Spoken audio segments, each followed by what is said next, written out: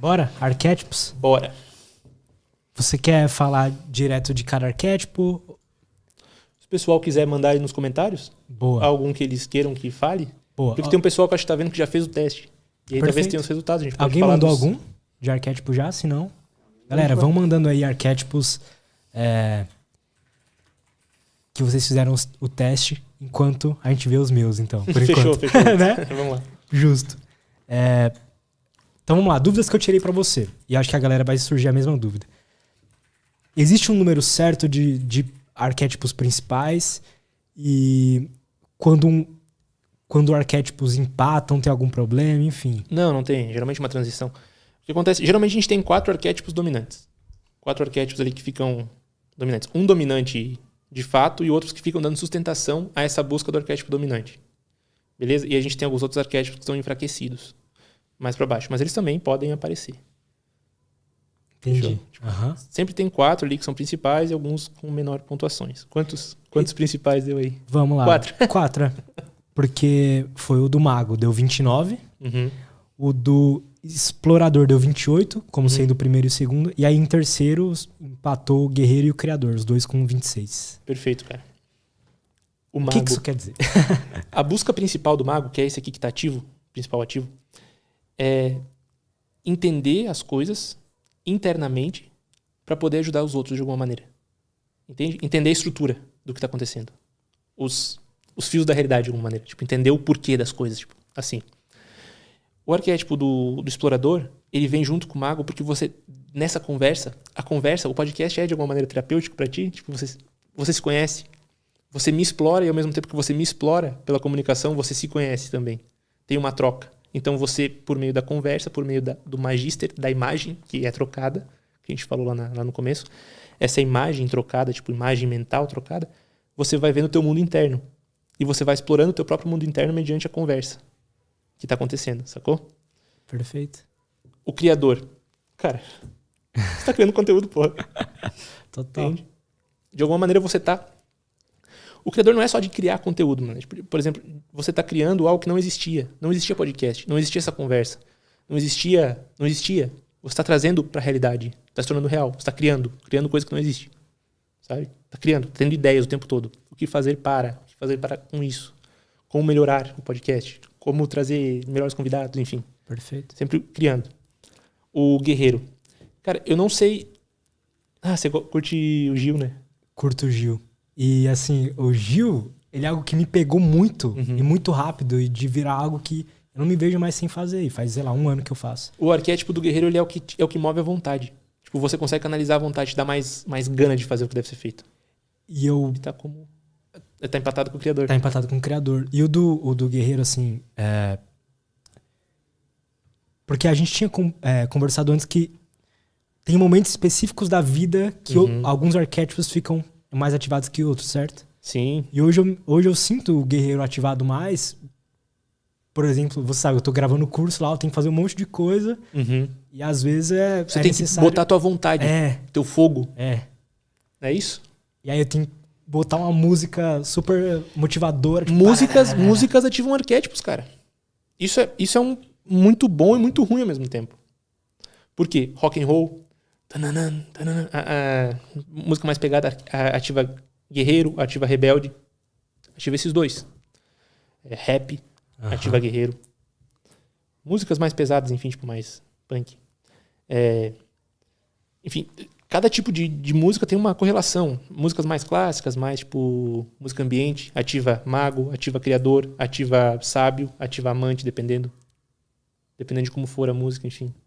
Blues, ativa rebelde, ativa amante. É muito louco isso. Isso é tem um estudo, enfim, de como a música ativa algumas áreas cerebrais, e são áreas diferentes para cada tipo de música. Você nunca vi um estudo mensurado cientificamente, da maneira científica. Mas eu acredito, isso é uma crença minha particular, que existam áreas cerebrais ou até mesmo neurotransmissores que seriam responsáveis por cada arquétipo de alguma maneira. Mas aí pode ser uma viagem aqui, como pode ser tipo uma puta ideia, mas... É uma possível hipótese. É uma possível hipótese. Uma teoria, né? Uma teoria do clássico, que é olhar e ver. Teoria significa isso. Enxergar o Deus nas coisas, teu. Enxergar. Teoria é uma palavra grega que significa olhar e ver. Enxergar e ver a realidade. Você acha que existem arquétipos mais dominantes em homens e mais dominantes em mulheres, assim? Ou não existe isso? Não, dá a entender que sim, mas não. O guerreiro parece ser um arquétipo mais dominante em homem, se a gente parar pra pensar. Mas Aí você pensa o caridoso, mais mulher, mais por mulher. exemplo. Mas não. Amante. Não. É independente do sexo.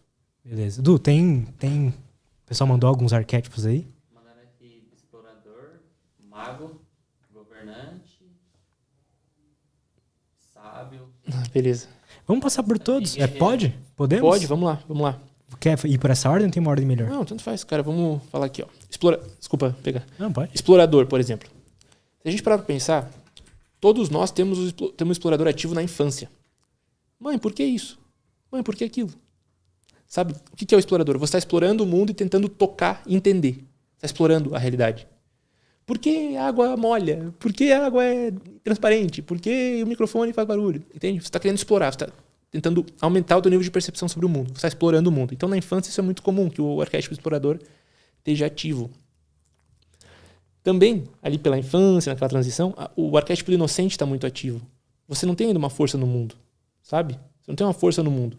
Você não viu a maldade do mundo de alguma forma. Tudo bem, mamãe e papai cuidam de ti. Só que se a mamãe e o papai não cuidam, pode começar a aparecer o órfão. Sabe? O órfão aparece também com crianças que sofrem bullying, cara. Porque você é deixado de lado. Você não tem com quem contar.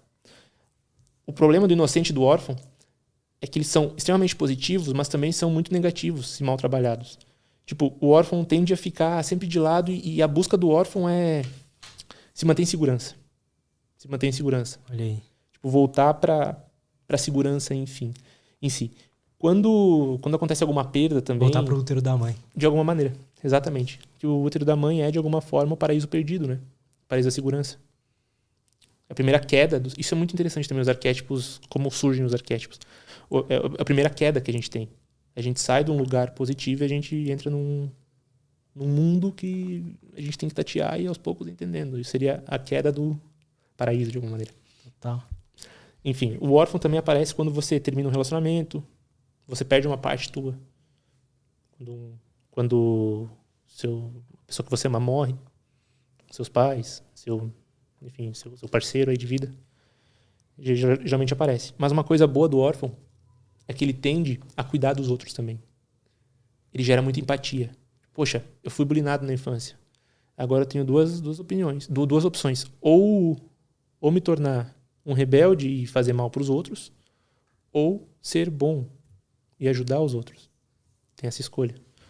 O inocente tende a ver tudo com inocência, obviamente. Tudo como se fosse algo positivo. Ah, vai dar tudo certo. Talvez não dê. O mundo é borboleta azul, mas também é mosquito da dengue. Saca? O inocente tem uma tendência a ver só o lado positivo das coisas. Beleza? Uhum. Só que isso pode ser positivo e negativo. Porque nem tudo é positivo o tempo todo. Então faz umas escolhas assim que... O baque pra ele é maior quando algo dá errado. É, exato. E também é o que é mais facilmente feito de trouxa, né? Se parar pra pensar. Que é inocente. Tipo, não vê o mal no outro. Enfim, feito de trouxa. Total. O guerreiro. O guerreiro é muito bom. Ele é o cara que vai à luta. Sempre vai à luta. Só que ele vê o mundo como algo a ser vencido. Tipo, como se fosse algo a ser enfrentado. Você precisa enfrentar o mundo e vencer. Só acontece que quando o guerreiro tá cego por ideologia, ele não consegue conversar. Então, tipo, a minha ideologia é superior à sua. Cala a boca e me escuta. Entende?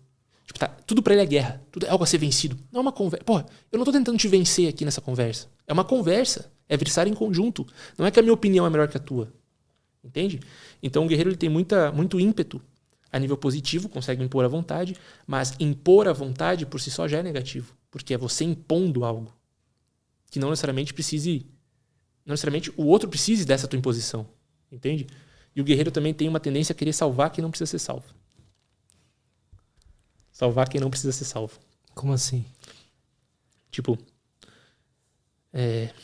tentar ajudar quem não quer ser ajudado? De alguma maneira sim, mas tipo, que não é que não quer, mas que não precisa. Tipo, nem tudo precisa. Não precisa salvar todo mundo. Você não é o melhor. O ego, a arrogância do guerreiro é muito alta. O guerreiro, por essa... quase que uma competitividade, né, que ele tem dentro dele. Sim, competitivo. Conquistar. Tudo tem que ser conquistado. ele pode usar isso como algo ruim. Então, tipo, ele sempre, quando ele vê alguém melhor que ele pode se sentir muito mal com isso, e com Inveja. raiva, Uhum. inveja. Mas ele também pode sentir, pô, o cara é melhor que eu, deixa eu ser melhor que ele, mas de uma forma Competitividade. mais positiva, né? Foi isso que eu falei, dá nome às coisas. Se você consegue entender, tipo, que a tua inveja... Por que você sente inveja? Caramba, eu sinto inveja porque ele é bom nisso. Se eu conseguir aprender e entender que essa inveja, na verdade, é admiração, a inveja é a sombra da admiração, sacou? Perfeito. Tu consegue se inspirar na pessoa e ser melhor com ela, mas o mais importante, aprender com ela. Sabe? Perfeito. E a gente tem aí as misturas dos arquétipos, por exemplo. A mitologia é muito boa para isso. O órfão, guerreiro e mago, por exemplo. Tem um mito que é o mito de Quiron. Quiron é um centauro que ajuda Hércules na sua jornada. E Quiron é imortal. Só que acontece que um dia Quiron está numa empreitada e ele é ferido. Ele recebe uma flechada. Na verdade, quem fere ele é Hércules em alguns mitos, e no outro ele leva uma flechada, enfim, acidental. E por ele ser imortal, aquela dor é eterna. Só que acontece que da ferida de Quiron sai o poder para a cura dos outros heróis. Então, por um tempo, Quiron decide não morrer. Ele pede para continuar na imortalidade, sofrendo com essa dor, desde que ele possa ajudar os outros. Olha só, ele é um órfão. Por que ele é órfão? Porque todos os centauros, todos os sagitários morreram na guerra lá que teve na história lá da mitologia. Então ele é um dos últimos que tem. Ele perdeu todo mundo. Ele é o guerreiro, ele era guerreiro, ele é ferido. E agora, a partir do mago, ele busca essa cura interior para poder ajudar os outros. Saca? Ele poderia ter ficado com raiva dos homens e ter matado todos os homens, porque foram os homens que mataram os irmãos dele, os outros centauros, na história. Mas não, ele decide então curar mediante as suas feridas. Jesus Cristo é um exemplo de mago na história, na narrativa, de um mago cuidador órfão. Por quê? Mediante as feridas de Jesus sai a redenção do mundo. Entende? E Jesus é traído. O órfão geralmente é traído. Por quê? Porque perde a confiança de Judas, nesse caso. Por ser caridoso, por querer cuidar dos outros, ele consegue, então, por meio da cruz, do mundo, por meio da cruz, e por meio do seu sacrifício, trazer de volta a paz para o mundo. Trazer de volta a redenção dos pecados, de alguma maneira. Então, é uma mistura de... Entende? Entendo. Todos temos misturas disso. Todos temos misturas. As misturas trazem traços de personalidade mais específicos, né? Exatamente, cara. Exatamente. E aí você consegue entender qual é o teu mito individual. Qual história você está vivendo? Será que você é o cara que foi ferido na infância e agora consegue entender que, poxa, por meio dessas feridas eu consigo entender o outro e não tem necessidade de machucar todo mundo? Poxa, você está sendo o órfão, caridoso e mago. E com sábio, sobretudo. Por quê? Porque você usou a sabedoria, não a raiva do guerreiro. Você usou a sabedoria para cuidar das suas feridas e agora para ajudar os outros a cuidar delas. Entende? Tipo, é um mito individual. Você está vivendo o mito de Quiron. Quando você tem esse... Cara, por isso que a jornada do herói ela é tão importante. Por quê? Porque quando você consegue entender os mitos, as histórias que já foram contadas, você vê que existe uma narrativa que é tua e que você está vivenciando essa narrativa que já foi contada. Então você consegue se inspirar nela e saber como agir de certa maneira. Jonas é um tipo de herói que recusa o chamado. Jonas da mitologia cristã, da Bíblia. Ele recusa o chamado de Deus para ir pregar em Nínive. Só que o que acontece? Ele tenta navegar para um outro lugar, acontece uma tempestade no mar, jogam ele para o mar porque descobrem que ele está indo contra a vontade de Deus. Isso é muito foda. Você está indo contra a vontade de Deus, entre aspas, é ir contra o teu eu interior, tipo a tua vontade. Você sabe onde está a tua luz, mas você decide continuar andando no escuro, de alguma maneira. E as pessoas ao teu redor notam isso e não, vai fazer o que você vai. E te jogam no mar. Então você é um herói que você negou o chamado, mas agora você é levado até o chamado, mesmo que você não queira. Então você nega e vai ter que fazer. Você passa por todo um processo, você é o herói que nega esse chamado, você precisa ir. E você é cobrado por isso, entende? Enfim, cada pessoa está vivendo um mito. Esse mito de Jonas ele é vivenciado cada vez mais pelas pessoas que recusam o chamado. O que é recusar o chamado? Recusar a vida. Você sabe o que deve ser feito e você não faz. Alguma coisa te chama para fazer e você não faz.